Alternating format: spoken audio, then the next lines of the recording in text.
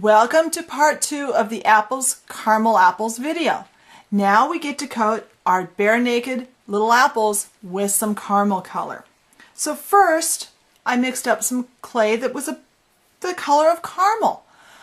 To do this, I pulled out a brick of Fimo caramel and I looked at it. It was a little bit off in color, and I had some Sculpey 3 sweet potato color clay. So I mixed those two together and I got this color. Then I tore off little teeny tiny bits of it and I put it in one of these little plastic jars. These jars, I find, even though they're plastic, they don't react with the clay. I've had clay in them for months and it's still fine. Put the little bits in here, put in some transparent liquid Sculpey, and I do prefer liquid Sculpey over liquid Fimo for this project. And I used my trusty knitting needle to mix and mix and mix and mix until I got something that's the consistency basically of melted caramel.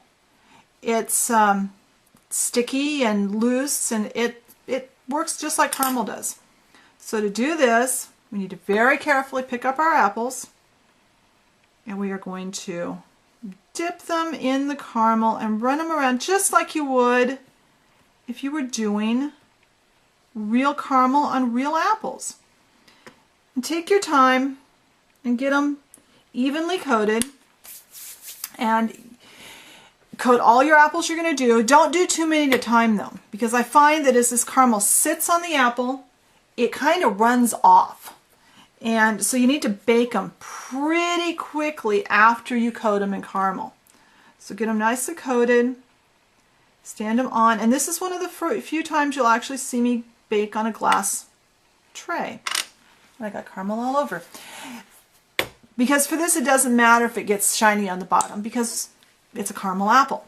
So then bake your tray and your apples at 270 for about 5 minutes or so. And they'll come out of the oven looking like this, and they'll be stuck to the tray. The best way to pop them off, I find, is to just use a little paint scraper. If you dripped caramel on your tray, you can pop that off too. Pop them off.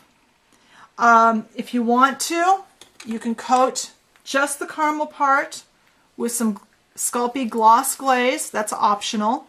Depends on how you want your caramel to look. Have fun with the project. Oh, and if you want to make an apple dipping scene, you can get one of those little metal dollhouse size saucepans. Put some of that melted caramel stuff in there, the liquid caramel stuff. Swish it around with your toothpick or your knitting needle. Put it in there, bake that right along with your apples, and then you can make a apple dipping scene. So have fun with this project. Let me know how it turns out, and keep watching for more fun videos. Bye!